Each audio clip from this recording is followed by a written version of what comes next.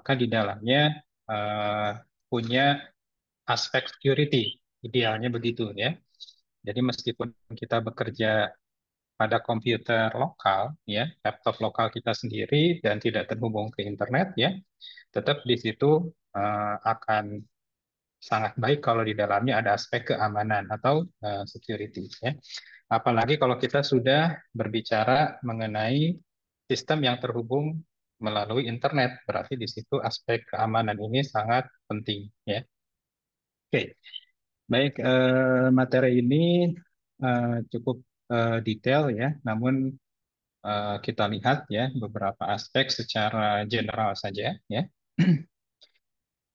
Nah, baik, jadi adapun topik-topik ya yang akan kita lihat seputar cloud security adalah sebagai berikut ya. Jadi ini kira-kira topik-topiknya ya. Yang pertama adalah bagaimana sih security ya di dalam dunia yang sudah interconnected ya, sudah terhubung dengan menggunakan internet ya, terutama nanti dalam cloud seperti apa ya, resiko-risikonya seperti apa ya. Nah, kemudian kita juga akan melihat top threats ya. Threats itu ancaman ya. Jadi ancaman-ancaman yang paling sering dijumpai ya. Serangan-serangan yang paling sering dijumpai di dalam lingkungan cloud ya. Nah, kemudian berikutnya adalah tentang keamanan ya. Tentang keamanan. Jadi kekhawatiran apa saja gitu ya, kekhawatiran apa saja ataupun perhatian apa saja ya yang menjadi fokus bagi pengguna-pengguna cloud ya. Kemudian berikutnya kita akan melihat tentang konsep privacy, trust ya. Lalu bagaimana keamanan di dalam sistem operasi secara umum, kemudian bagaimana keamanan di dalam virtual machine kita lihat secara umum, dan juga apa namanya berlanjut ke keamanan secara umum dalam virtualisasi ya. Dan lebih detailnya lagi ya, karena virtualisasi ini melibatkan image ya. Barangkali Anda masih ingat pada saat kita membahas tentang virtualisasi ya. Virtualisasi memanfaatkan image ya. Nah, ini resiko yang muncul ya jika suatu image yang digunakan dalam virtualisasi itu di-share atau dibagi pakai ya. Nah, kemudian ini lebih detail lagi ke bawah-bawahnya ini ya, termasuk di dalam virtualisasi nanti ada manajemen OS ya, operating system yang fungsinya melakukan manajemen. Nah, bagaimana resiko keamanan muncul dari manajemen OS ini ya. Kemudian kalau yang bawahnya ini adalah contoh-contoh ya sistem yang diturunkan ya dari sistem virtualisasi yang sudah ada yang ditingkatkan ya atau dirancang khusus untuk meningkatkan keamanan. Oke, sekarang kita lihat satu persatu ya topik-topik barusan. Jadi yang pertama adalah computer security in the new millennium. Ya, jadi keamanan komputer ya di ya apa namanya milenium baru ya atau apa sih namanya era sekarang lah ya di era sekarang ini ya. Nah, jadi eh, masalahnya apa sih gitu ya? Bedanya dengan keamanan zaman dulu gitu ya, keamanan zaman sekarang dengan keamanan zaman dulu ya. Dulu juga komputer sudah digunakan ya, sekarang juga masih menggunakan komputer juga ya. Nah, bedanya adalah sekarang kita berada di dalam interconnected world ya. Jadi dunia yang sudah terhubung. Maksudnya adalah internet ya. Adanya internet bisa menghubungkan ya saya di Bogor dengan rekan-rekan di ITERA yang ada di Lampung ya. Kalau tidak ada internet ini tidak bisa terjadi gitu ya. Jaringan yang sangat eh, global kompleks ya. Jadi dengan adanya internet ini kita saling terhubung ya. Nah, itu positifnya ya. Nah, tapi negatifnya adalah ya dengan adanya internet, maka berbagai bentuk ya, berbagai bentuk malware. Jadi malware ini adalah salah satu jenis software ya yang ditujukan untuk kejahatan ya, ditujukan untuk kejahatan. Jadi semacam virus ya, lalu worm ya, virus, worm, ya, Trojan horse, ya, kemudian backdoor dan sebagainya. Nah, itu adalah contoh-contoh nama software ya atau jenis software yang punya tujuan kejahatan ya. Jadi itu ya. Nah, bentuk-bentuk malware ini itu dengan mudah pindah-pindah gitu ya, bermigrasi ya dari satu komputer ke komputer yang lain karena antar komputer terhubung lewat internet, bahkan sampai melintasi national borders ya, sampai melintasi batas negara ya. Bahkan bisa menginfeksi seluruh komputer di dunia ini ya. Nah, itu akibat adanya interconnected world. Jadi zaman dulu ya, komputer terserang virus, ya sudah di komputer itu saja ya, kecuali kita mengkopikan file pakai, kalau zaman dulu kan belum ada flash disk ya, pakainya disket ya kalau zaman dulu. Jadi mengkopikan file dari satu komputer ke komputer lain pakai suatu media ya, misalnya kalau dulu disket, kalau sekarang barangkali pakai flash drive ya. Nah, itu virusnya ngikut gitu ya di apa, di flash drive gitu atau di disket itu. Jadi kalau dengan cara seperti itu penyebarannya agak terkendali ya. Tapi sekarang ya begitu komputer yang terserang virus disambungkan ke jaringan, maka terbuka potensi ya virus yang ada di komputer kita, di komputer yang sudah terserang virus tadi langsung menyebar gitu ya ke komputer lain yang terhubung di jaringan. Nah, ini sering kejadian ya. Jadi di suatu institusi ada pegawainya punya laptop atau membawa laptop, di laptopnya ada virus ya. Dia sambungkan ke LAN ya, local area network ya, di kantornya, virusnya langsung pindah ya dan menyebar ke komputer lainnya. Apalagi kalau pengguna komputer itu tidak begitu peduli terhadap hal-hal seperti itu ya, terhadap keamanan misalnya dia tidak peduli mau install antivirus ya, antivirus atau tidak ya. Jadi dia anggap antivirus itu tidak begitu penting misalnya ya. Jadi dia install Windows, udah install aja, tapi antivirus tidak. Nah, itu langsung masuk ya virus-virus ke situ. Nah, jadi itu. Nah, nah akhirnya apa? Akhirnya barangkali kalau dulu security ini tidak dianggap tidak terlalu urgent ya, tidak terlalu se-urgent sekarang ya. Nah, tapi seiring dengan eh, apa namanya masyarakat sekarang ini menjadi semakin bergantung kepada infrastruktur informasi ya, maka jadinya sangat penting keamanan ini ya. Contoh ya misalnya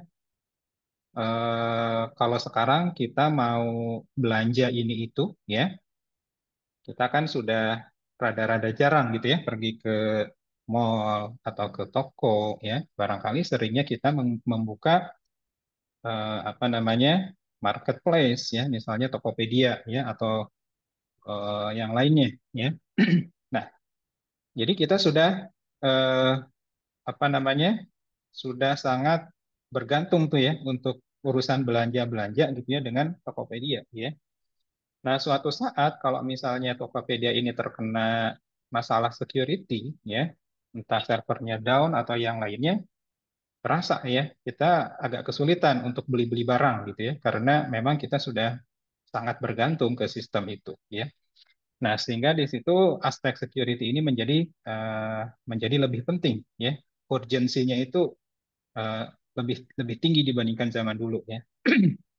Nah, bahkan critical infrastructure dari suatu negara ya itu bergantung ya ada yang bergantung sepenuhnya kepada apa sih namanya kepada infrastruktur teknologi informasi ini ya, sistem komputer ya.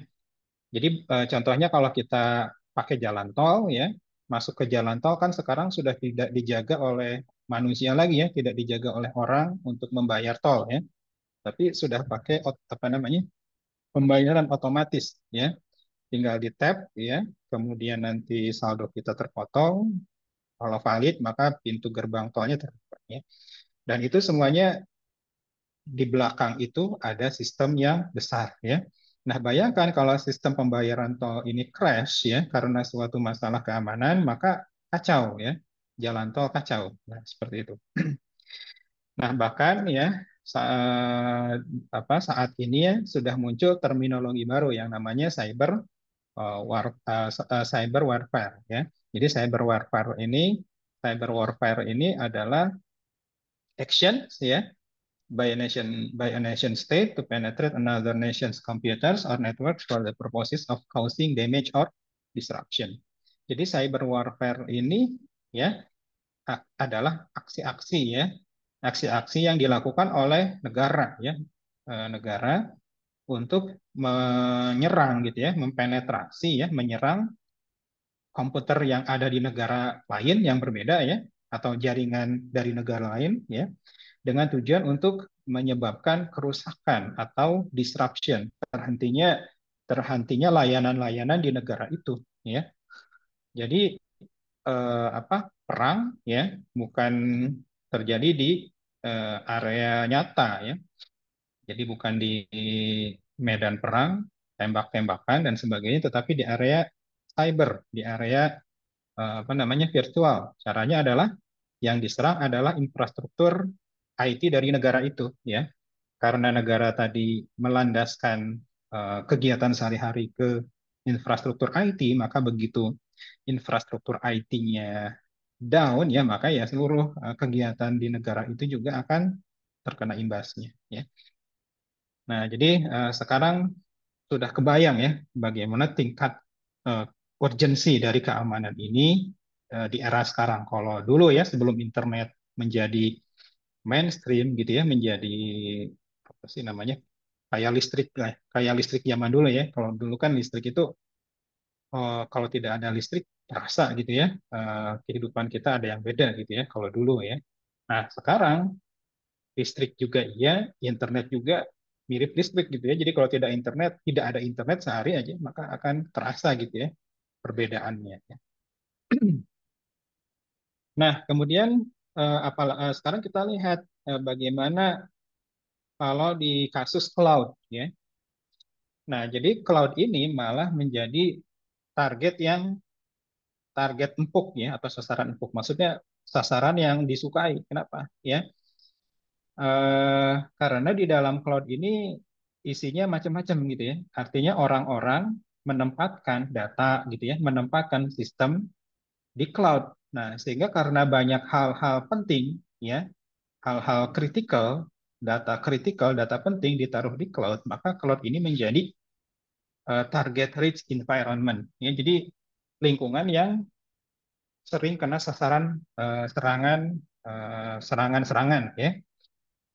Nah, jadi eh, ini sangat banyak ya serangan terhadap cloud ya karena di dalamnya banyak apa namanya hal-hal yang berharga ya. Hal-hal yang berharga tentunya berharga di sini adalah data gitu ya. Kemudian yang lainnya dan serangan ini bisa dilakukan oleh individual ya, orang per orang ataupun bahkan organisasi kriminal ya. Nah, nah ini menjadi kekhawatiran ya ataupun perhatian bagi pengguna-pengguna cloud yang sudah menggunakan layanan cloud atau juga pengguna-pengguna baru ya. Jadinya mereka khawatir pakai cloud itu aman atau tidak gitu ya. Karena logis ya bahwa cloud ini menjadi target yang banyak disasar oleh para apa namanya attacker-attacker ya. Nah, ya mau tidak mau ya ada resikonya ya. Jadi mengoutsource ya, kita mengalihkan komputasi ke cloud ya itu tentunya akan mengenerate ya, akan membangkitkan masalah-masalah ataupun kekhawatiran-kekhawatiran di dalam keamanan dan juga kerahasiaan privacy. Ya, ini sering jadi pertanyaan memang ya. Misalnya ada proyek ya yang melibatkan pemerintah ya, institusi pemerintah.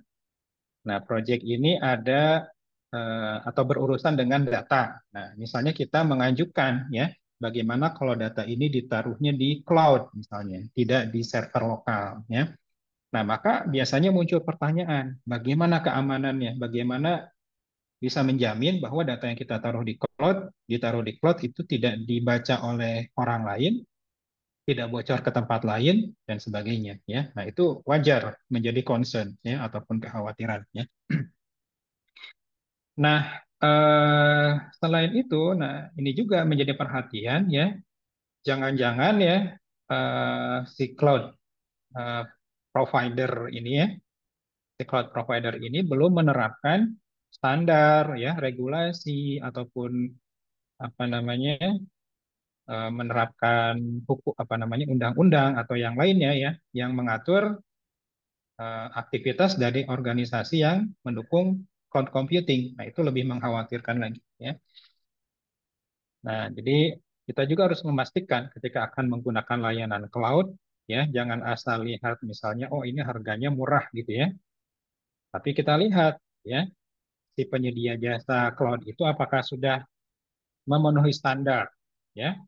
Jadi dia memenuhi standar apa aja cloud dia ya, mengikuti regulasi yang ada di wilayah itu ya, mengikuti segala aspek hukum ya, sehingga kalau kita sudah memastikan itu semua kita menjadi lebih tenang gitu ya.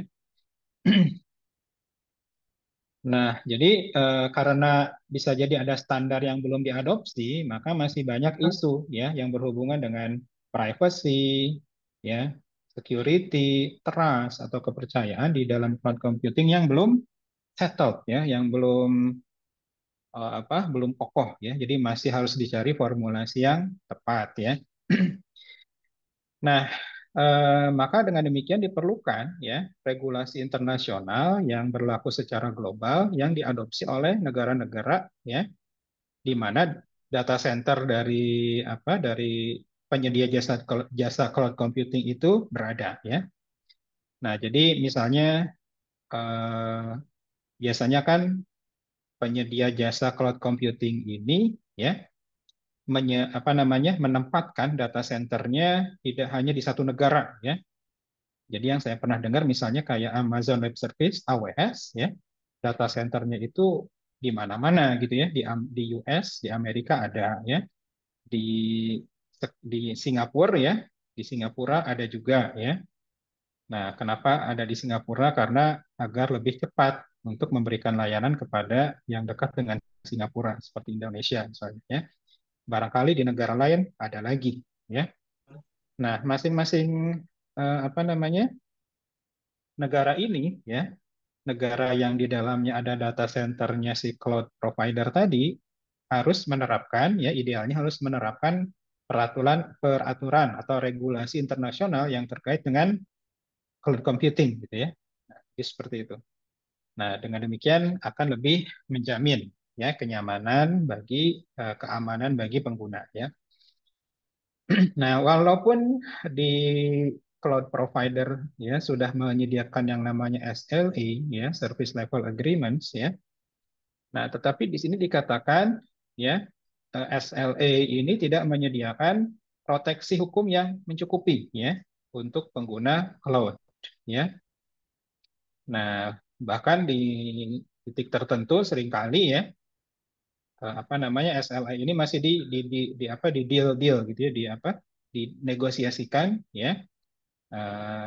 Bahkan ada yang di luar eh, eh, dengan event-event yang di luar kendali mereka.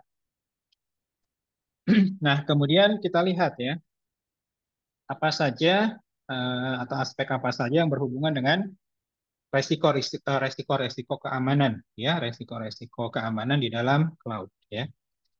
Nah, apa saja yang ada resiko apa saja yang ada di dalam resiko keamanan ya yang ada di dalam cloud.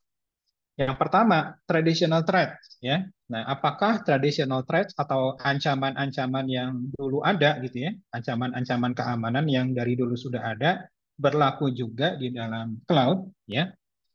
Jawabannya ya, ya. Jadi ancaman-ancaman seperti virus dan lain-lain yang dari dulu juga sudah ada, ya di cloud juga ada gitu ya. Bahkan impact-nya ya, akibat dari ancaman tadi menjadi lebih kuat, amplified ya, menjadi lebih kuat. Kenapa? Karena di dalam cloud ini isinya ya ini vast amount of cloud resources. Jadi di dalam cloud ini banyak sumber daya ya, ada datanya juga data-data berharga semua gitu ya. Data keuangan, data kesehatan semuanya ditaruh di cloud ya. Nanti kalau ada apa-apa ya dampaknya semakin amplified ya, semakin kuat ya. Nah, selain itu populasi penggunanya juga banyak ya. Jadi seperti AWS pasti banyak sekali penggunanya, ya. Eh, Mungkin levelnya dunia ya, jadi seluruh negara eh, hampir hampir kebanyakan menggunakan AWS misalnya ya. Nah, sehingga yang terdampak akan lebih luas ya. Nah, masalahnya ya kalau misalnya batas ya, batas tanggung jawab kan ada apa namanya? Ada penyedia jasa cloud, ada pengguna gitu ya. Jadi ada eh, CSP ya, Cloud Service Provider, dan ada users. Di antara CSP, Cloud Service Providers, dengan user ini punya responsibility masing-masing ya. Jadi tanggung jawab si CSP apa, tanggung jawab user apa, biasanya diatur ya, diatur di dalam pembagian tugas dan ada modelnya kalau tidak salah. Nah, masalahnya kalau batasnya ini fuzzy gitu ya, kabur, jadi tidak jelas ya tanggung jawab si cloud service provider apa, tanggung jawab user apa ya. Nah, sehingga kalau ada apa-apa ya, maka kita akan agak sulit nih ya mengidentifikasi penyebab masalahnya nanti ya. Nah, itu traditional threat. Nah, lalu bagaimana? Apakah ada lagi ancaman yang baru muncul pada zaman cloud ini ya? Nah, bisa jadi ada lagi new threat ya, ancaman-ancaman yang baru ya. Nah, jadi bisa jadi kenapa begitu? Karena kita ingat ya bahwa salah satu teknologi inti dari cloud computing adalah virtual machine ya. Jadi biasanya cloud servers itu host ya menempatkan banyak virtual machine ya. Lalu di setiap virtual machine itu bisa menjalankan banyak aplikasi. Lebih jauh lagi ya, multi tenancy. Jadi multi tenancy ini si cloud ini bisa disewakan ke berbagai organisasi yang berbeda dan jumlahnya bisa eh, banyak ya. Nah, belum lagi nanti si virtual machine ini kan butuh software untuk memanage. Namanya kan masih ingat ya, Virtual Machine Manager atau VMM ya. Nah, VMM ini bisa jadi punya vulnerabilities ya, punya kerentanan-kerentanan ya, kerentanan-kerentanan yang ataupun kelemahan-kelemahan yang berpotensi untuk membuka new attack ya, serangan-serangan baru ya bagi orang-orang jahat ya, orang-orang jahat. Nah, lalu selain itu nanti untuk pencegahan ya, untuk pencegahan mengidentifikasi jalur yang digunakan oleh penyerang itu jadinya lebih sulit kalau di dalam lingkungan cloud. Artinya penanganan security di cloud ini lebih menantang dibandingkan lingkungan biasa ya. Nah, kemudian bagaimana dengan authentication and authorization? Jadi authentication itu kan proses ya yang menentukan apakah seseorang bisa masuk ke dalam sebuah sistem atau tidak ya. Atau boleh mengakses sekumpulan ya authentication itu ya suatu proses yang menentukan ya apakah seseorang bisa boleh masuk ke dalam suatu lingkungan atau tidak.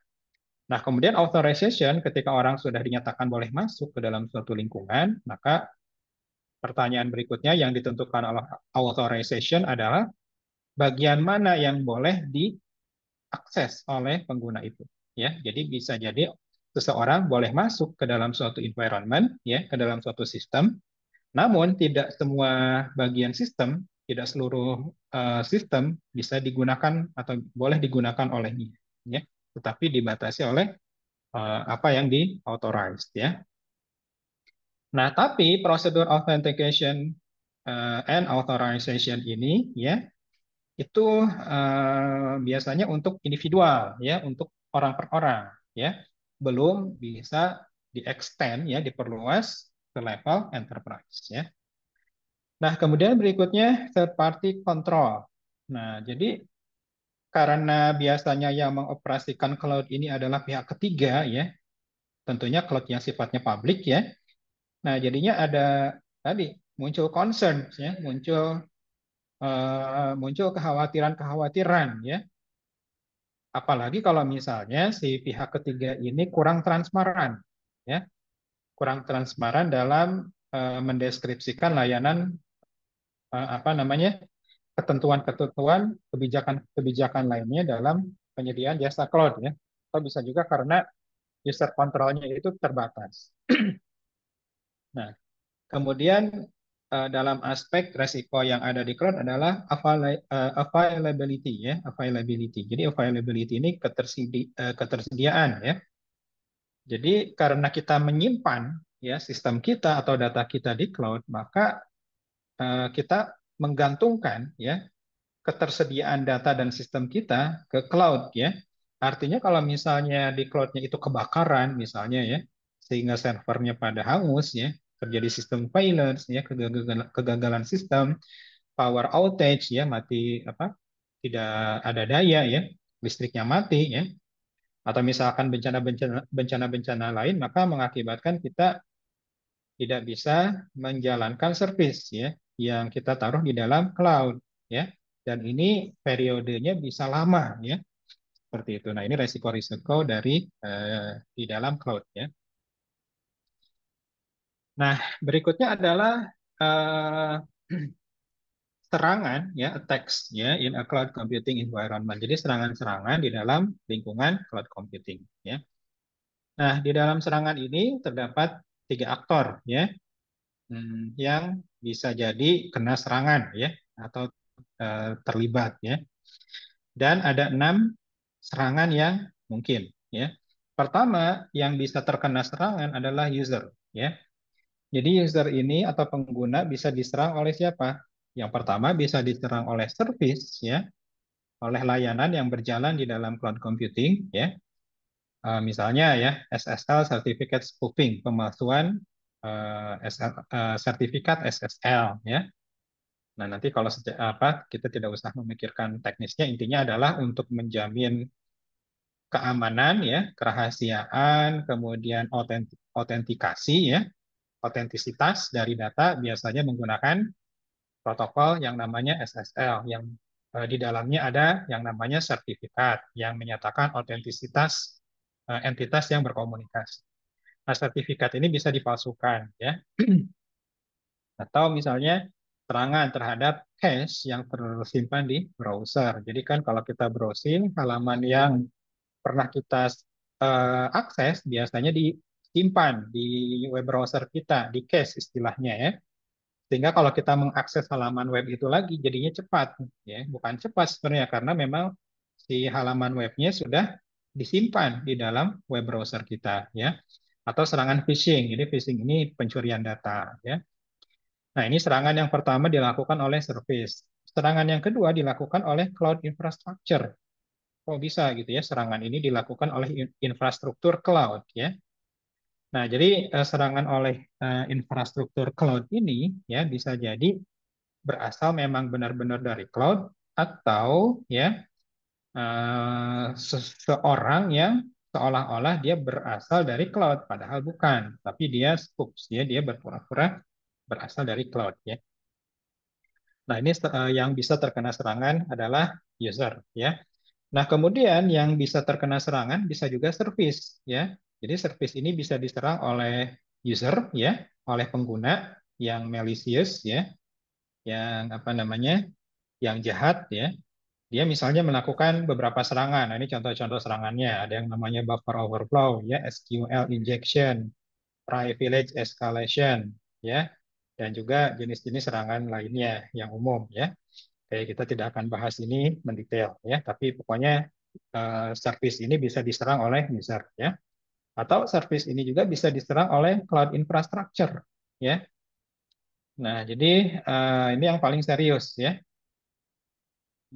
Jadi ini contoh-contoh serangannya ya, limiting access to resources, membatasi akses ke sumber daya ya, privilege related attacks ya, jadi attack yang berhubungan dengan privilege ya, data distortion, distorsi data, injecting additional operation. Jadi operasi normal ditambah-tambahi gitu ya dengan operasi-operasi yang berbahaya ya. Nah, ini adalah serangan terhadap service ya. Kemudian bisa juga serangan ini dialami oleh infrastruktur, serangan terhadap infrastruktur. Nah, yang menyerang adalah bisa user, bisa service ya. Jadi user ini mentargetkan, yang ditargetkan itu bukan salah satu atau beberapa pengguna di dalam cloud, namun yang ditargetkan adalah cloud-nya itu sendiri gitu ya. Infrastruktur cloud yang besarnya yang ditargetkan ya. Jadi cloud control sistemnya yang ditargetkan ya. Nah, kemudian bisa juga yang menyerang adalah service ya. Jadi misalnya yang menyerang adalah service ini misalnya requesting an excessive amount of resources ya and causing the exhaustion of the resources ya. Jadi suatu layanan di dalam cloud ya, suatu service di dalam cloud yang mestinya dia jalan normal, nah dia tiba-tiba meminta ya excessive amount of resources ya, meminta sumber daya cloud yang sangat banyak ya.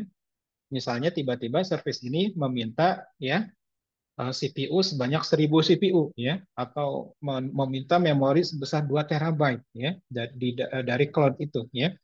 Nah, sehingga mengakibatkan exhaustion of resources. Jadi si apa namanya? Cloud-nya ini kehabisan sumber daya karena CPU-nya habis semua dipakai gitu ya atau memorinya juga habis dipakai gitu. Nah, ini semua dimodelkan dalam gambar ini. Jadi ada tiga aktor tadi ya, ada user, ada service, ada cloud infrastructure. Nah, ini interaksi antara user dengan service ya. Invoke the service and get result. Nah, ini interaksinya ya. Jadi user menggunakan service, service mengembalikan result ya. Kemudian user dengan cloud ya. Hubungannya control and monitor. Jadi user mengontrol dan memonitor cloud ya. Kemudian atau sebaliknya juga cloud bisa memantau user ya. Lalu hubungan antara service dengan cloud infrastructure ya.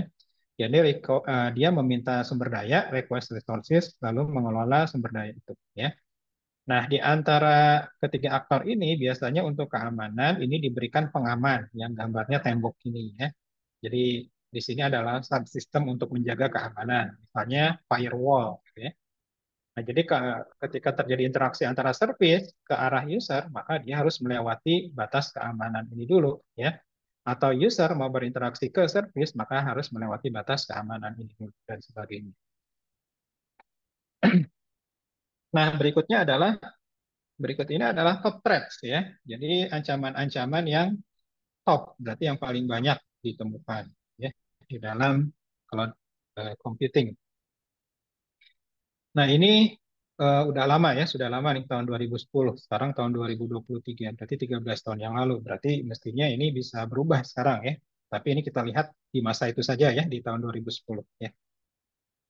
Jadi suatu aliansi yang bernama Cloud Security Alliance ya, aliansi yang bergerak di bidang keamanan cloud melaporkan ya, ada beberapa ancaman ya yang paling banyak ditemukan ya. Yang pertama adalah the abusive use of the cloud ya. Jadi penyalahgunaan cloud. Jadi cloud yang mestinya dipakai untuk komputasi yang sifatnya positif, cloud ini malah digunakan untuk aktivitas cyber yang berbahaya, yang negatif. Nah, ini abusive use of the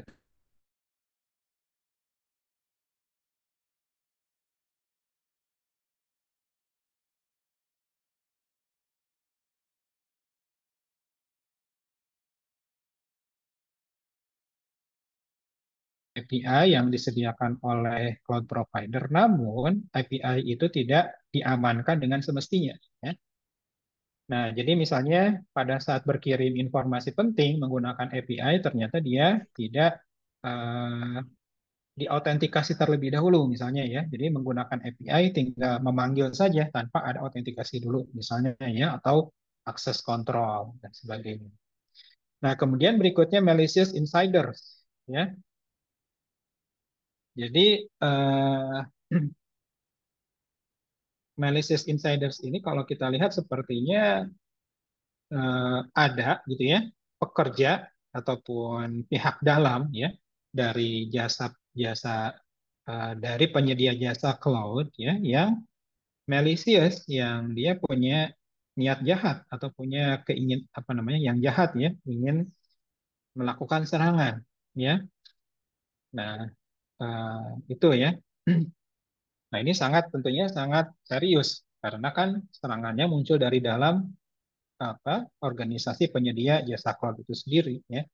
Nah, ini juga harus kita perhatikan. Jadi kita harus memastikan bahwa si service provider ini ya harus dipastikan dia transparan ya, transparan dalam standar hiringnya ya dan kebijakannya juga ya. Jadi jangan ditutup-tutupi standarnya. Kemudian share teknologi. Jadi teknologi yang digunakan bersama-sama ya tentunya kalau kalau teknologi yang di-share berarti kan orang lain tahu ya teknologi apa yang digunakan oleh cloud tersebut sehingga membuka ancaman. Kemudian account hijacking ya, jadi pembajakan akun. Ini juga sering terjadi ya. Data loss or leakage ya. Datanya hilang atau datanya bocor ya. Eh, nah, jadi seperti itu ya. Nah, ini juga sering ditemukan. Kemudian unknown risk profile ya. Jadi ada lagi eh, jenis-jenis serangan lain yang barangkali belum diketahui ya profilnya seperti apa ya. Nah, ini gara-gara ignorance ya. Ignorance ya atau underestimation, jadi pengabaian ataupun underestimate ya. Jadi apa namanya? Pengabaian atau penyepelean ya, menyepelekan adanya risiko-risiko ya, keamanan. Jadi si provider cloud-nya ini mengabaikan atau menyepelekan ya terhadap risiko keamanan yang mungkin terjadi. Nah, ini diekspos ya oleh penyerang ya. Nah, kemudian berikutnya auditability of cloud activities ya. Nah, bagaimana dengan auditability ya, auditability atau kemampuan untuk bisa diaudit ya. Nah, jadi nah ini masalahnya auditability ini akan menjadi sulit jika ya dia si cloud service provider ini lack of transparency ya. Jadi dia tidak transparan ya dalam eh, dalam penyampaian apa namanya kebijakan yang dia gunakan misalnya ya. Nah, sehingga untuk mengaudit cloud itu agak sulit ya. Nah, sehingga eh, organisasi yang bernama NIST ya, NIST National Institute of Standards ya, ini mewajibkan ya untuk government agencies. Jadi institusi-institusi pemerintahan di Amerika ya, itu harus mengikuti auditing guidelines ya, panduan-panduan auditing yang ditentukan oleh NIST ya. Nah, di sini ada dua ya, auditing guidelines ya, ada yang namanya FIPS ya, Federal Information Processing Standard ya, dan juga FISMA ya, Federal Information Security Management Act ya. Jadi ini adalah panduan untuk auditing ya. Di sana tapi ya, di Amerika berlakunya ya. Nah, kemudian ini kembali lagi ke masalah security ya. Nah, kalau yang sekarang ya concern yang menjadi concern bagi users ya, bagi pengguna. Jadi top concern for cloud users. Nah, jadi pengguna itu takutnya apa sih ya? Kalau misalnya mereka menggunakan cloud ya, yang pertama adalah the unauthorized access ya to confidential information and the data theft ya, top the list of user concerns. Jadi pengguna itu khawatir ya ada akses yang tidak ada akses-akses yang di luar pengetahuan mereka atau akses-akses ilegal ya, unauthorized akses, jadi akses yang tidak terotorisasi ya terhadap informasi-informasi yang sifatnya confidential, sifatnya rahasia ya. Atau bisa jadi mereka juga takut terhadap pencurian data ya. Nah, ini menjadi concern yang paling banyak ya. Nah, kenapa begitu? Karena data ini kita taruh di cloud dalam jangka waktu yang lama ya. Nah, berarti kemungkinan data ini bisa dibaca orang lebih tinggi ya, karena datanya ada di sana dalam jangka waktu yang lama ya. Jadi lebih rentan lah ya. Kalau datanya ditaruh di cloud tapi hanya 2 menit misalnya ya, maka peluangnya lebih kecil ya. Peluang bocornya lebih kecil. Tapi kalau data kita taruh di cloud dalam jangka setahun ya, nah artinya orang jahat yang mau mencuri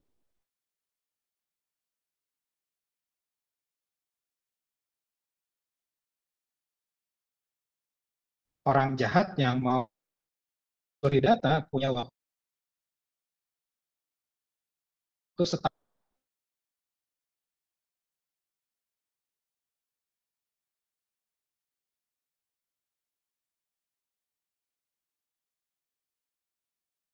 hasilnya. Nah, selain memori ya, primary storage bisa secondary storage seperti hard disk ya, SSD dan lain-lain.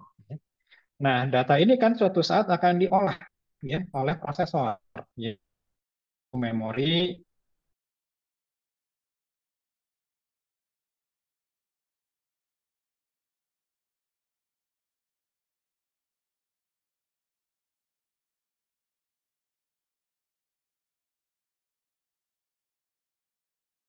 Nah,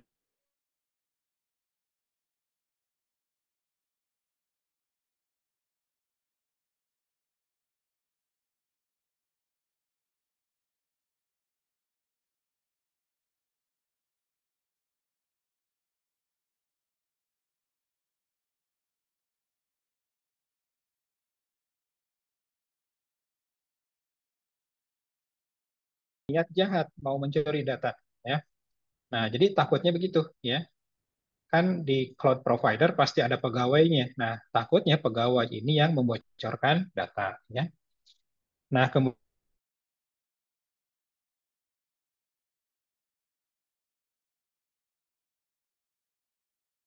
kekhawatiran besar juga ya. Karena kan mesti yang kuat ya dan dinilai bisa standar ini diterapkan CSP ya. Nah, kemudian yang dikhawatirkan ini legal kerangka hukum. Jadi ada tidak di ya eh, yang memaksa ini menerapkan keamanan yang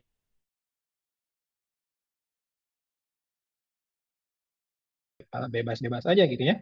Menerapkan keamanan bisa longgar, bisa ketat ya kerangka hukumnya.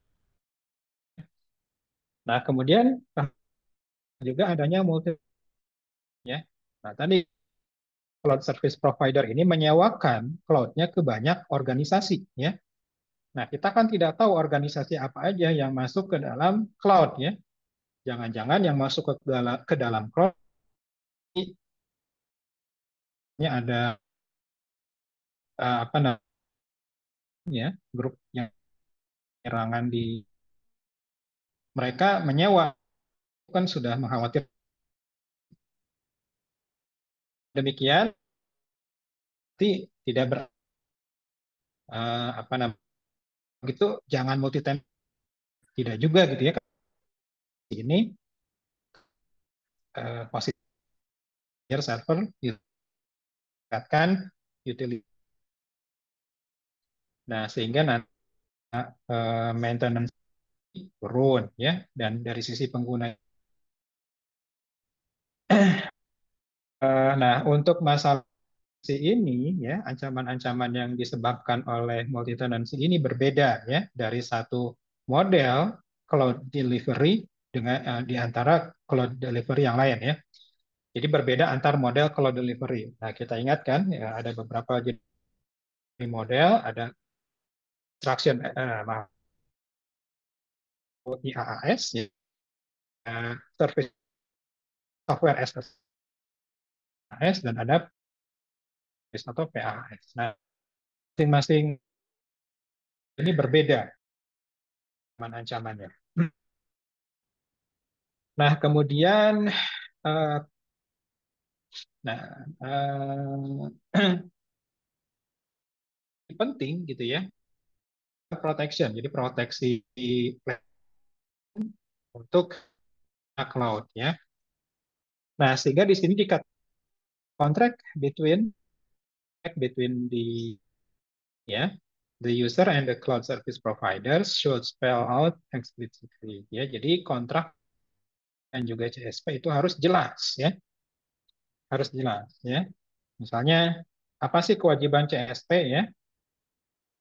kewajiban-kewajiban atau obligation ya CSP ini untuk menangani ya apa namanya, sensitif secara kewajiban dan juga untuk masalah itu apa lalu for mishandling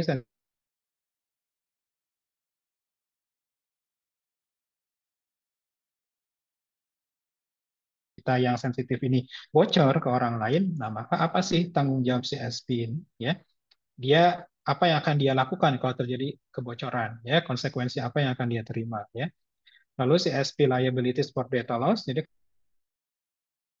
apa sih dia lakukan? Ya, governing kita. Jadi aturan kepemilikan dari data jelas kan data yang milik siapa ya.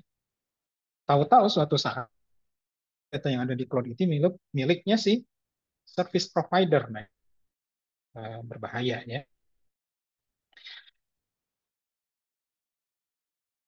Where informasi stored, ya harus dijelas apa namanya data centernya itu ya akan ada di apa di daerah mana, di negara apa ya, negara apa saja ya, apa data kita akan disimpan ya. Terus kita akan melihat terminologi yang security, yang privacy ya. Privacy. Nah, privacy of an individual a group or an to keep information nature or information from being. Nah, ini definisi privacy dan ya. Terus ini adalah hak ya, hak bagi orang per orang, bisa juga hak dari penyimpan informasi uh, ataupun sifatnya boleh diketahui kriteria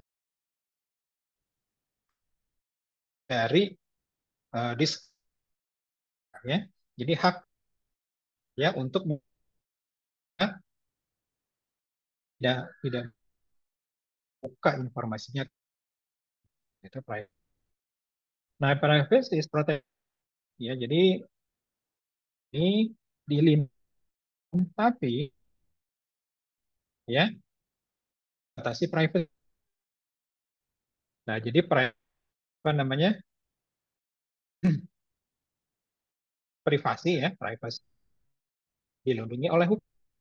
Orang punya hak untuk apa? Merahasiakan datanya, tidak artinya boleh diketahui oleh umum ya, oleh orang kadang-kala dibatasi juga privasi ini. Contohnya adalah misalnya kalau kita bagi nanti rekan-rekan yang sudah bekerja kan harus bayar pajak ya. Atau kalau nah, ketika kita membayar pajak, nah kita kan harus menginformasikan ya, kita dapat pendapatan berapa. Bukan dibatasi ya privacy, artinya kita tidak boleh merahasiakan pendapatan kita berapa. Dan itu harus dilaporkan pada saat membayar pajak gitu ya. Atau kalau misalnya pegawai negeri ya harus melaporkan, nah itu kan sebenarnya ya hukum yang membatasi privasi bagi pegawai negeri. Aspek privasi adalah ya, jadi lack of user control ya, kurangnya atau control ya, second ya, yang tidak secara sah ya, kemudian proliferation data yang semakin banyak, dynamic provisioning ya. Nah, ini adalah privacy. Nah, ini Jadi legislator mereka harus memikir karena sebenarnya ya tantangan-tantangannya signifikan, semakin signifikan bahkan ya terhadap privacy ya. Kenapa? Karena threats-threats ini ya ancaman-ancaman yang semakin canggih, baru itu seperti identity theft, pencurian identitas ya. Ini ya juga ya dalam model-model delivery antara IAS, SA punya uh, concern yang berbeda, tergantung konteksnya. Ya. Nah, kemudian satu namanya Federal Commission ya buat rules. Jadi mengatur ya. Nah ini membuat aturan. Jadi kalau ada web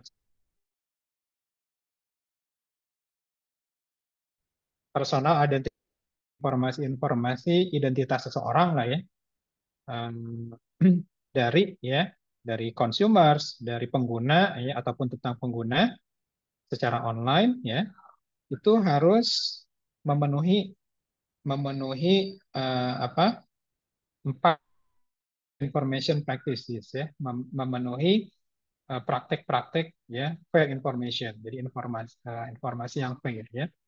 Nah jadi kalau ada suatu website ya atau suatu sistem apapun itu yang jalan secara online kemudian dia meminta identitas ya nomor KTP dan lain-lain data ini dia harus menyebutkan ataupun ya mengikuti empat ini ya.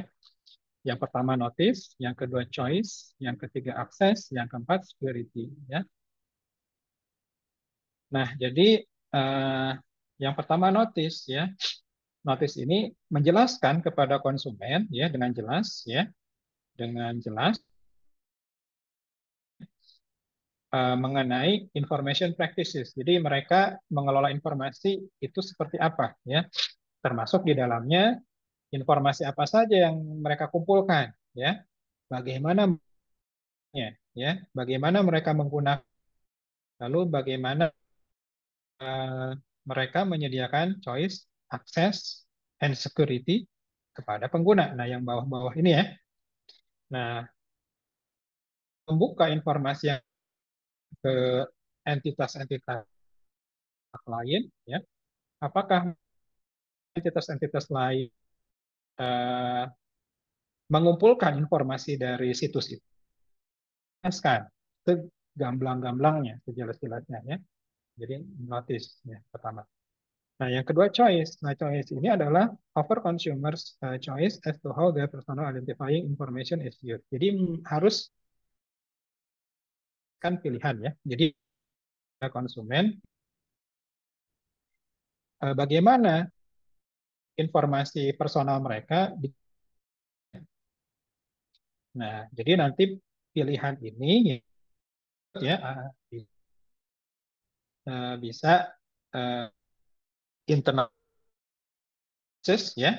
Jadi bisa ya penggunaan jadi misalnya consumers. Jadi misalnya kita memberikan informasi alamat ke sistem. Nah, nanti si sistem akan memberi penawaran produk misalnya. Atau bisa juga reuses. Jadi yang apa namanya menggunakan adalah pihak luar ya. Nah, ini harus opsi. Jadi jangan cloud kemudian akses ya. Jadi akses ini offer consumers reasonable access to the information collected about them ya.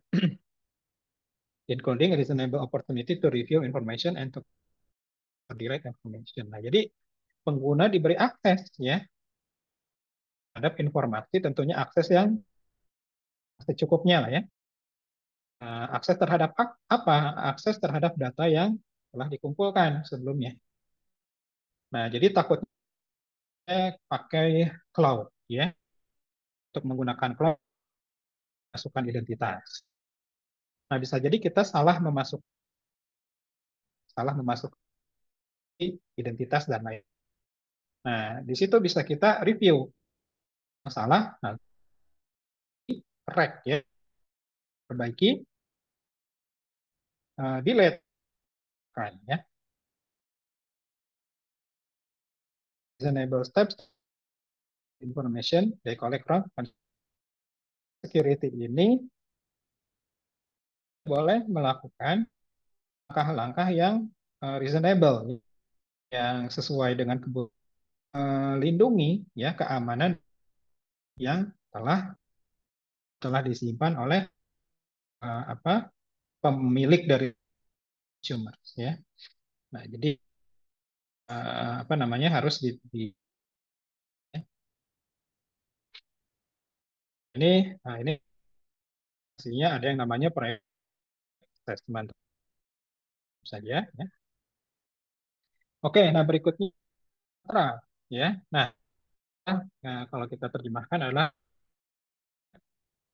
jadi assured ya, assured reliance the character or truth ya of someone or jadi kita eh, pastian yang kita dapatkan pada saat kita ya ataupun ya saya mendasarkan ataupun hubungan dengan ya kemampuan atau kebenaran seorang atau sesuatu ya. Kita misalnya berkomunikasi dengan maka kita yakin orang itu memang ya gitu ya sesuai dengan kita kemampuannya atau pada saat interaksi dengan sesuatu sistem maka kita yakin karakter yang kita ketahui seperti kemampuan seperti itu dan itu adalah trust. Nah, trust ini adalah fenomena. Jadi fenomena yang kompleks. Sehingga dengan trust ini dia akan enable ya memulai behavior kreatif ya. Kemudian promote situational forms dan sebagainya ya. Apa namanya mengurangi konflik-konflik yang berbahaya ya. Decrease transaction cost ya. Mengurangi biaya-biaya transaksi ya. Promote effective responses to crisis ya. Apa namanya meningkatkan respons ya terhadap krisis ya. Nah, trust ada syaratnya agar bisa terbangun. Jadi syarat agar trust ini bisa terbangun ada dua kondisi. Maaf. Nah, jadi ada dua kondisi ya. Ada dua kondisi yang di dalamnya harus ada trust ya. Nah, apa? Ya, risk ya. Nah, pada saat kondisi yang di dalamnya ada resiko ya, pada saat kita berada dalam situasi yang di dalamnya ada resiko, maka berarti ada peluang terjadinya loss ya, kerugian ya. Nah, maka di dalamnya berarti harus ada trust. Contohnya misalnya kalau kita berinvestasi ya kepada suatu organisasi atau seseorang misalnya, maka berarti kan ada resiko ya di investasi itu. Nah, karena harus ada trust ya. Nah, tidak harus not necessary ya. Jadi trust ini boleh saja tidak kita gunakan atau tidak ada sama sekali kalau tidak ada resiko ya atau sesuatu itu dipastikan berhasil ya. Nah, jadi kan yang namanya investasi kan pasti ada resikonya ya. Nah, tapi andaikan ya walaupun tidak mungkin ya atau peluangnya kecil ya, andaikan ada investasi yang apa namanya? Investasi yang pasti berhasil ya, peluang gagalnya nol misalnya ya, maka tidak ada trust pun tidak ada masalah. Kita melakukan interaksi dengan seseorang, maka tidak ada trust. Nah ini kemudian adanya nah jadi the interest of one entity cannot be achieved ya without Nah, jadi adanya kebergantungan, ya, kita bergantung kepada orang, ya. Nah, jadi kita punya tujuan, tapi tujuan kita tidak akan tercapai tanpa adanya entitas yang lain. Nah, maka di situ kita harus punya trust ke orang itu, ya. Misalnya kita minta tolong kan barang di suatu. Nah, kita tidak kalau tidak diberikan oleh orang, ada interdependent, ya. Gantung ke orang itu untuk memberikan, maka ya ke orang itu, ya. Ya, ya, hubungan trust ini, ya, tiga fase. Nah, tiga terjadinya trust. Yang pertama business, ya, jadi ya pembangun. Jadi pada saat bangun, lalu stage, ya, sudah terbangun dan ya eksis, ya, ada, ya. Apa ya? Ketika ya trust ini fase dissolution, harapan kita berinteraksi suatu organisasi dalam phase. Nah, tentu masuk ke stage, masuk ke building, gitu. Nah, work very hard to build trust, but may lose the trust very easily. Jadi, nah, kan, ya, membangunnya itu susah, membangunnya susah, orangnya gampang, gitu ya. Jadi, sehingga artinya uh, terus dijaga. Nah, barangkali ini yang menjadi dan nanti misalnya katakanlah di atau di perusahaan ataupun tempat lainnya mendapatkan trust ya dari seseorang, jaga gitu ya. Trust ini sulit, tapi hilangnya bisa sekejap mata gitu ya, bisa sangat cepat.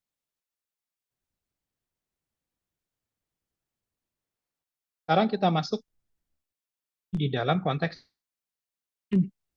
nah, berarti ini agak sulit ya karena di internet identitas pengguna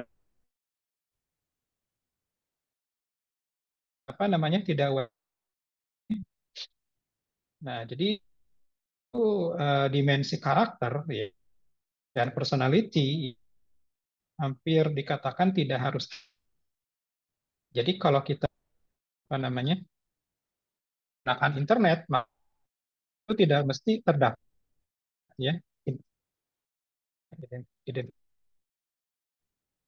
Nah, berinteraksi di dunia nyata kan, kita harus gitu ya, tas ya, yang identitasnya itu betul internet bebas, tidak perlu memasukkan identitas.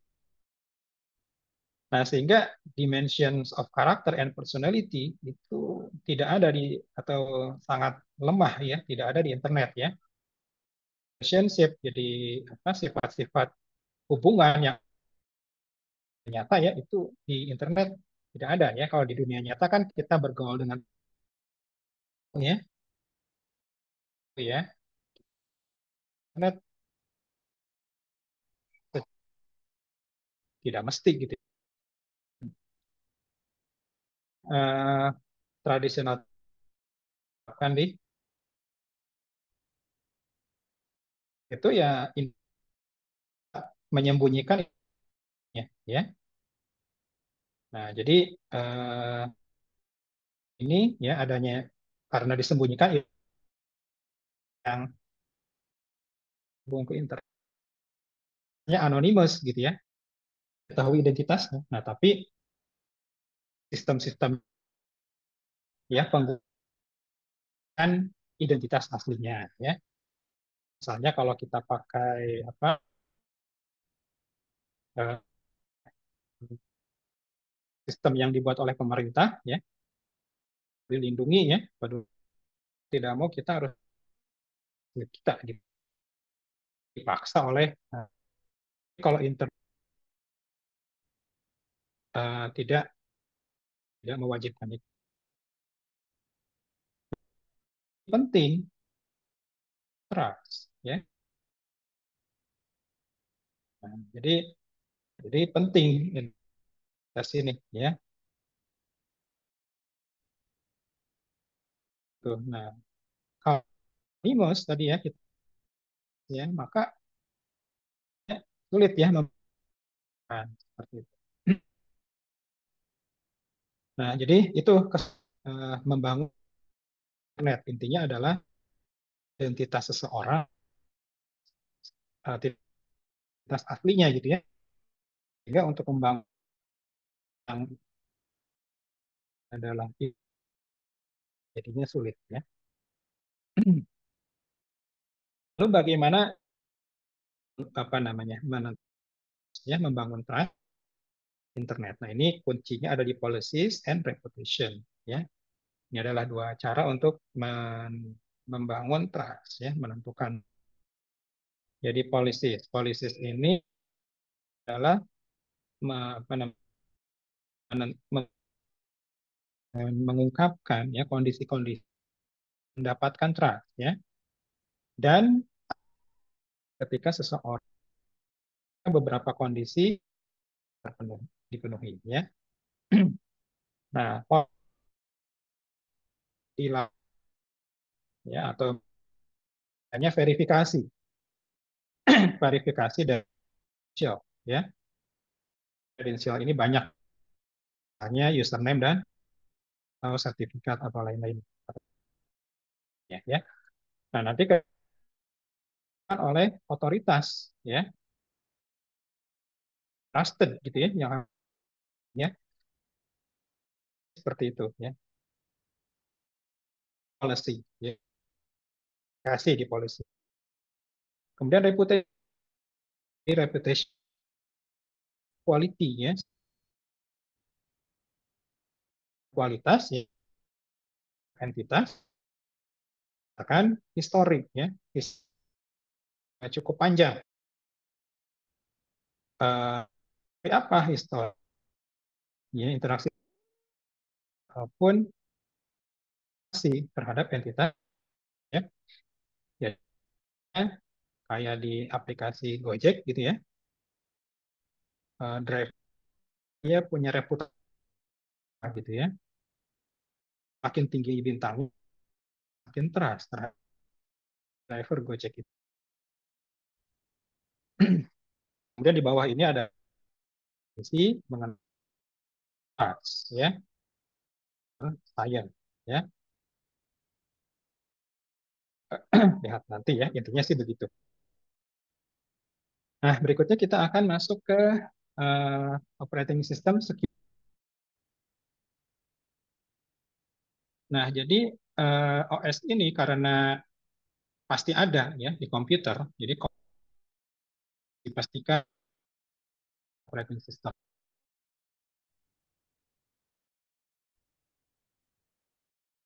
Jadi ya selain firmware yang berjalan di critical function lainnya adalah ya, fungsi penting lainnya adalah protect ya, melindungi aplikasi terhadap attack-attack, terhadap serangan-serangan yang banyak ya. Nah, ini harus disediakan oleh OS fitur itu ya. Contoh serangannya adalah akses tidak sah ya terhadap privilege yang boleh diketahui orang ya, program ya, spoofing apa namanya, memasuk ya, komponen ya atau elemen ya, elemen-elemen wajib yang operating system ya. Yang pertama adalah akses kontrol ya, satu mekanisme untuk akses ke dalam sistem. Ada mekanisme tidak loss, tidak tidak tanpa kontrol ya, jadi authentication harus ada mekanisme dari pengguna. Kemudian yang ketiga adalah crypto usage policies. Nah, jadi di sini grafik itu adalah apa namanya kriptografi sendiri menyandikan data, barangkali dekripsi, dekripsi, dan lain-lain semuanya kriptografi. Penggunaan kriptografi ini harus dijaga ya, mekanisme untuk ya, data mestinya di operating system. Kalau di misalnya ada yang namanya jadi Bitdefender ini kita secara keseluruhan. Jadi kalaupun komputer kita hilang, hard disk kita dijual, hard disk tetap aman sih ya. Ya. Nah, kemudian commercial operating system do not multi-layered security. Jadi OS yang mendukung multi ya. Ya. Nah, jadi oke ini saya kira yang teknisnya yang tiga tadi ya. Main utama yang harus berhubungan dengan di dalam operating. Ya. Nah, kemudian berikutnya OS sendiri apa namanya sistem atau itu ada yang dan ada yang sifatnya closed box ini misalnya HP gitu ya, telepon seluler, ya seperti PlayStation atau dalamnya ini biasa cryptographic key ya. Jadi ada apa namanya komponen di embed dalamnya. Sehingga pengguna bisa dengan aman menggunakan ya dan autentikasi ini di dalam closed box. Nah, makanya kalau kita pakai masukin membaca nomor kartu. Nah, tapi kalau yang open box, nah ini tidak disediakan ya. Yang cookies ini tidak ada. Nah, menggunakan hardware-hardware yang umum digunakan atau commodity operating. Nah, jadi seperti itu. Nah, jadi ada OS ini terus open box, misalnya mekanisme autentikasi lemah, ya. Terus ISO salah satu aplikasi juga sehingga untuk dibobol, ya. Nah, nah tadi masalah poorly isolate tadi ya, lemah dalam mengingat antar aplikasi, maka kan virtual. Nah, mesin ini kelebihannya adalah ya dia bisa ya satu virtual mungkin lainnya ya. Kita ingat ya bahwa virtual mesin itu ada yang sifatnya hybrid dan ada yang hosted ya. Jadi ada tidak salah ya. Ini adalah hybrid dan ya tradisional ya. Kalau itu ya tradisional dan hosted. Tradisional si virtualnya langsung jalan ya jalan di atas mesin ya lagi ya. Pas VMM itu jalan hybrid namanya ukuran. Jadi di OS hardware itu langsung, ya, VM itu dipasang virtual, bisa juga ya di atas VM guest OS, atau bisa juga, maaf, bisa hardware dipasang guest OS dulu, guest OS baru VMM baru virtual machine, ya. Nah, hybrid dan hosted VMs ini, ya, eh, ada host OS-nya, maka expose, ya, keseluruhan, ya, sebentar saya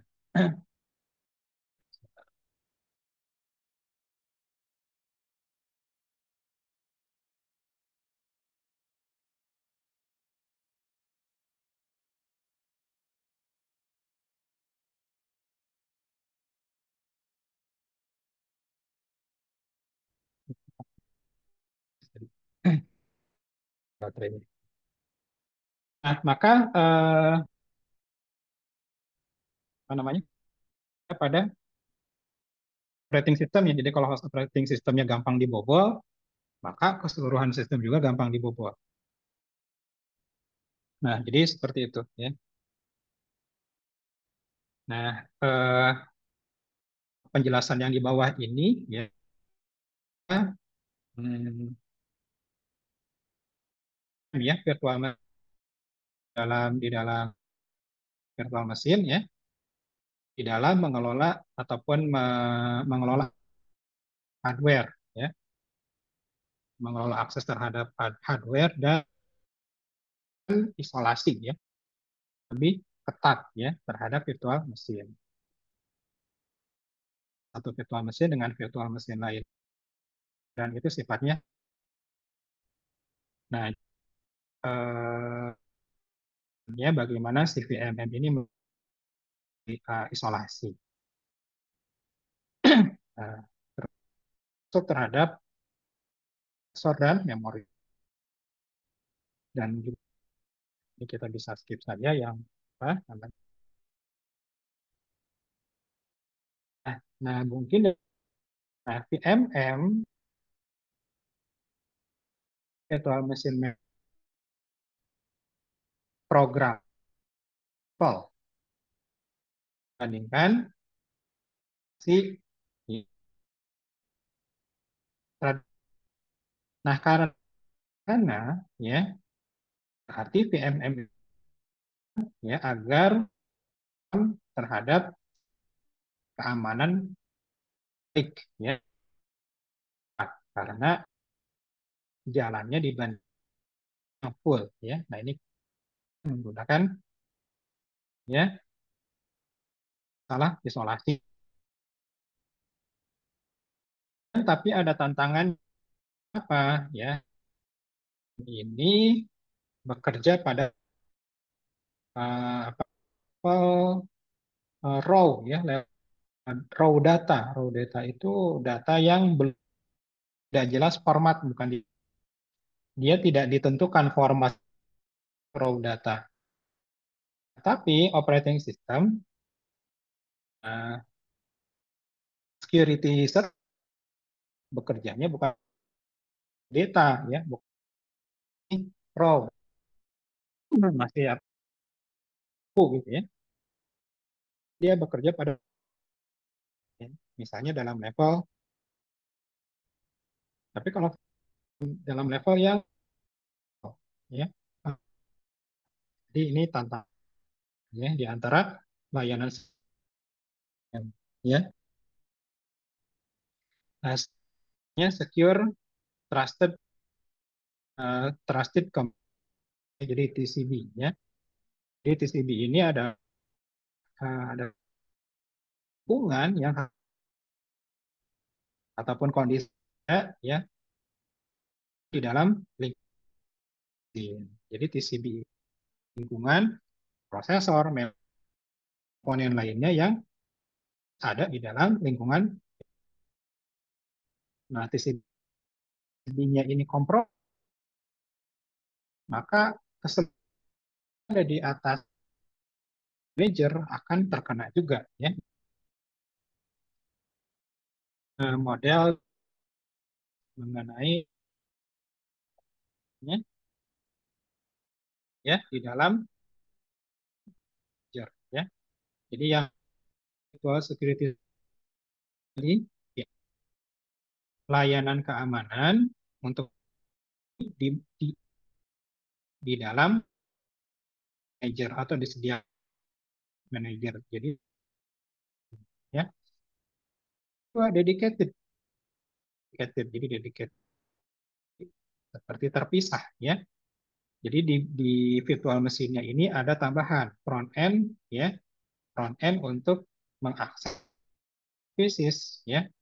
Nah, atau bisa juga ya di OS-nya ini security service-nya sendiri. Nah, kalian disebut sebagai trusted base ya. Jadi kalau di sini kan virtual machine tidak ada tambahan lagi, security-nya di handle oleh VMware. Yang B di virtual machine tambahan komponen untuk security. Nah, yang berikutnya adalah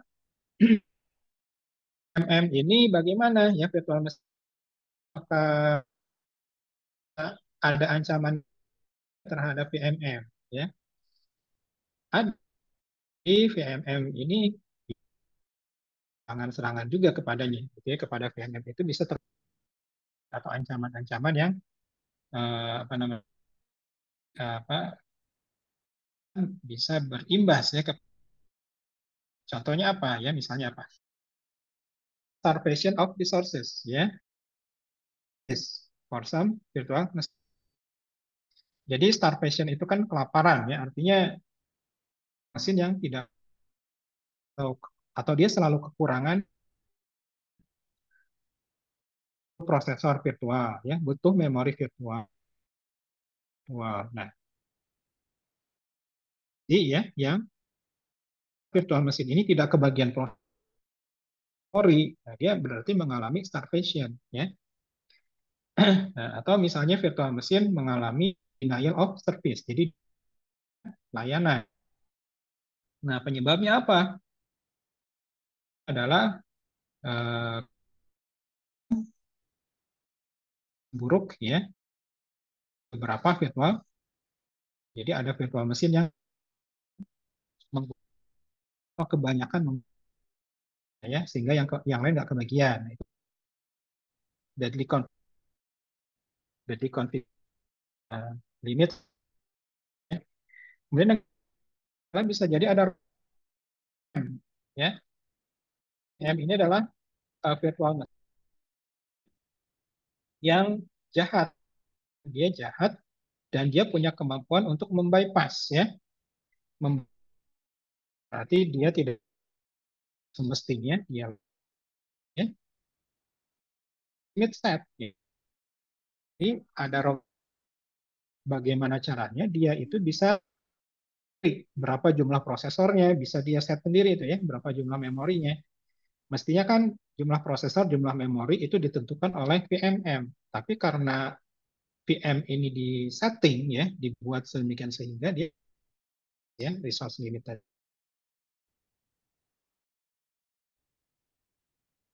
Lagi yang namanya threat channel attack, side channel.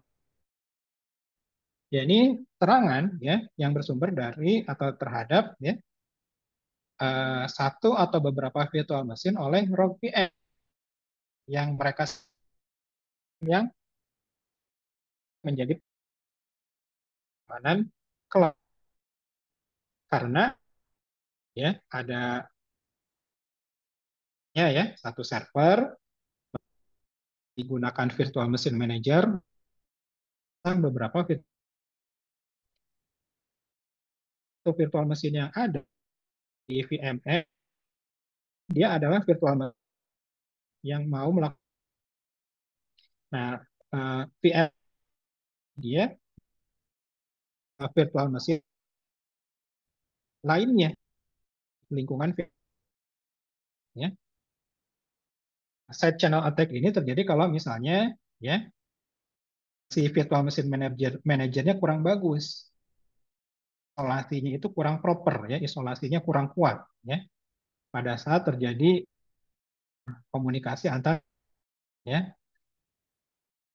Masalahnya mungkin bisa salah konfigurasi dan sebagainya ya.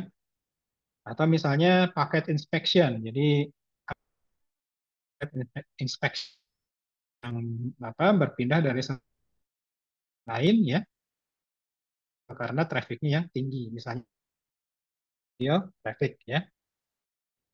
Atau yang ketiga bisa jadi ya adanya ya VM adanya virtual mesin yang menggunakan image yang tidak aman ya.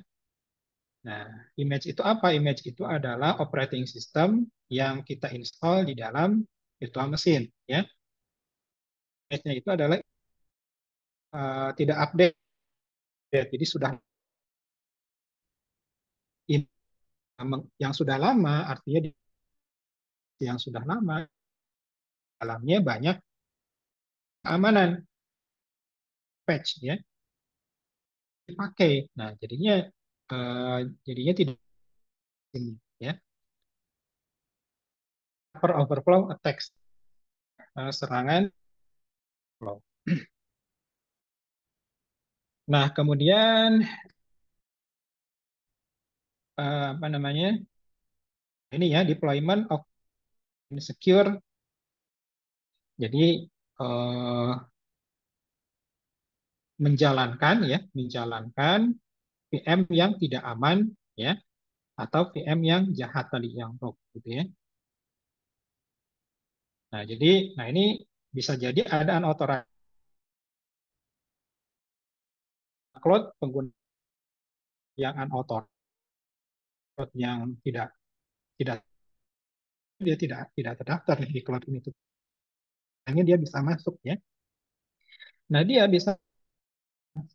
bisa membuat virtual machine ya dari image-image yang ada ya atau bisa melakukan tindakan-tindakan administratif, tetapi tindakan administratif itu tentunya juga unauthorized terhadap VM ada ya. Salahnya bisa jadi karena configuration, ya. Config proper ya dari akses kontrol dan sebagainya. Nah, kemudian adanya tadi ya image virtual machine yang tidak aman atau yang sudah diubah di sini ya.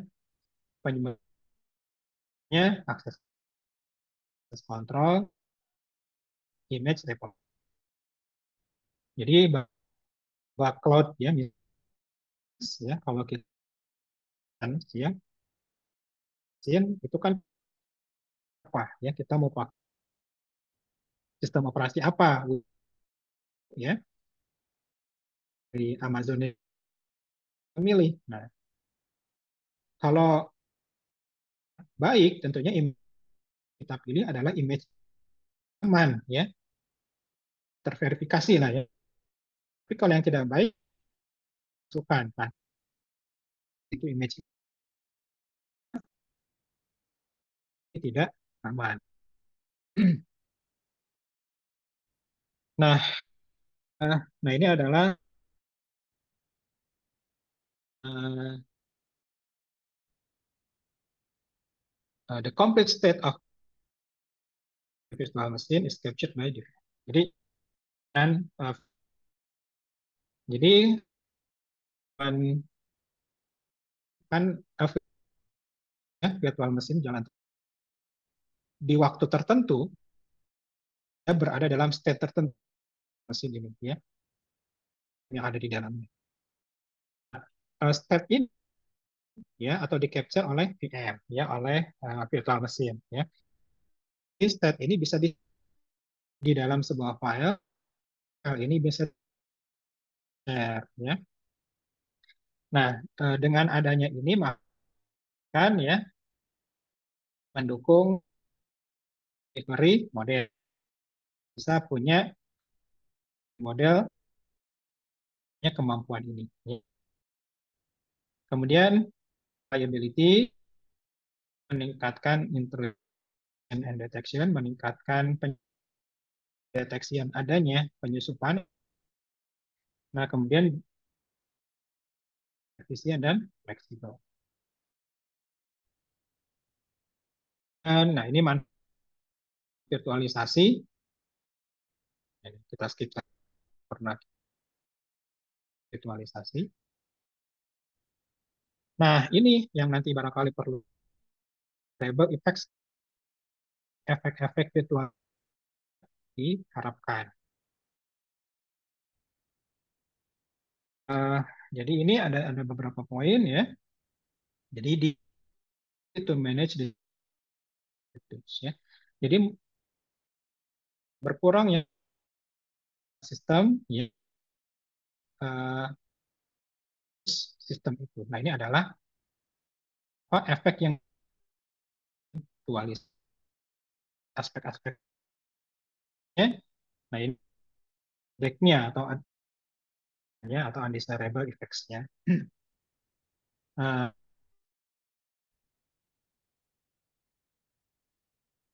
Nah, jadi penyebab-penyebabnya apa? Karena jumlah virtual mesin pastinya akan semakin membeludak gitu ya, semakin banyak ya. Jadi terjadi explosion of the number of VM. Terjadi apa namanya? Membeludak. Jadi di cloud itu akan lebih gampang mesin di cloud ya, membeli server uh, gitu ya, dibandingkan Anda harus beli server mahal, maka mudah dan cepat ya. Kalau kita nyewa cloud, bikin virtual install di situ. Nah, jadi nanti ya makin banyak jumlah virtual mesin yang di batasan dari jumlah virtual mesin yang dibuat adalah jumlah penyimpanan yang tersedia ya. Nah, jadi seperti itu. Nah, ini bisa Anda pelajari nanti ya detailnya dari efek pertama yang tidak diharapkan dari virtualisasi ya. Nah, kemudian apa namanya? Nah, ini tadi ya efek. Nah, kemudian berikutnya adalah implikasi ya terhadap keamanan apa ya ya. Nah, yang pertama adalah indefinitely ya. Jadi infeksi ya bisa jadi bertahan dalam jangka waktu yang lumayan lama ya. Nah, bisa jadi ada virtual mesin ya. Itu virtual mesin ya terkena virus misalnya. Nah, virus saat dorman tidak sedang dijalankan virtual mesin ini ya. Nah, jadi pada saat virus kebetulan ini sedang tidak aktif, lolos dan saat ini mesin yang terkena virus ini beroperasi gitu ya. Dari apa namanya dari virus tadi gara-gara di atau tidak aktif ya. Dan ini bisa terus-terusan ini bisa terus-terusan gara-gara VM ini bisa saja dorman ya. Lalu implikasi lain personal computing artinya bukan cloud ya keadaan yang itu ya uh, misalnya di dalam cloud nah ini agak susah. Nah, agak susah. Kenapa? Karena ada namanya lack of control, hanya kendali yang mencukupi kurangnya. Nah, tapi jadinya environment ini ya, tidak pernah mencapai ya seperti begitu ya.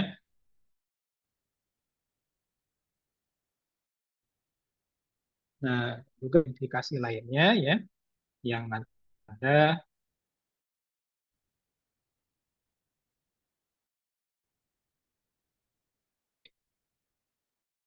eh, juga Mas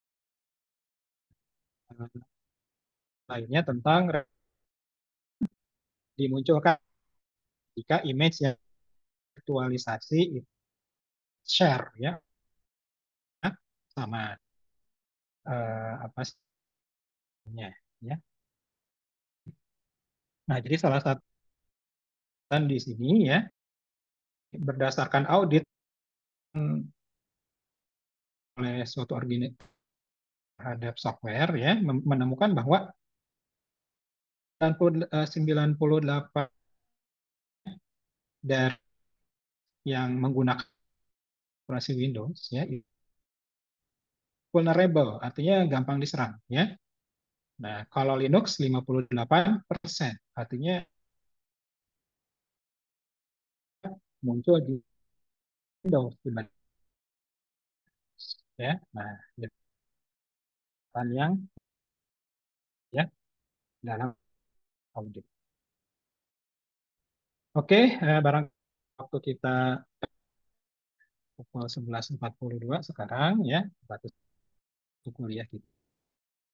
Jadi sisanya Anda pelajari sekilas ya, belakangnya ini sudah detail Anda ya, yang penting ada Pak. Jadi ya, security di dalam cloud ini ya dengan penjelasan yang tadi saya sampaikan ya. Oke, baik, saya kira itu saja dulu untuk materi kita ya. Ada pertanyaan atau hal yang mau disampaikan dulu? Baik. Tidak ada, saya kira saya cukupkan ya untuk materi hari ini. Ya. Terima kasih atas perhatian ya. Selamat menjalankan ujian tengah semester ya. Semoga sukses semuanya dalam UTS nanti. Tutup, mohon maaf dan kesalahan. Terima kasih warahmatullahi wabarakatuh. Selamat siang. Waalaikumsalam. Terima kasih banyak, Terima kasih Pak. banyak Bapak. Terima kasih Iya, banyak, sama-sama. Pak. Ya.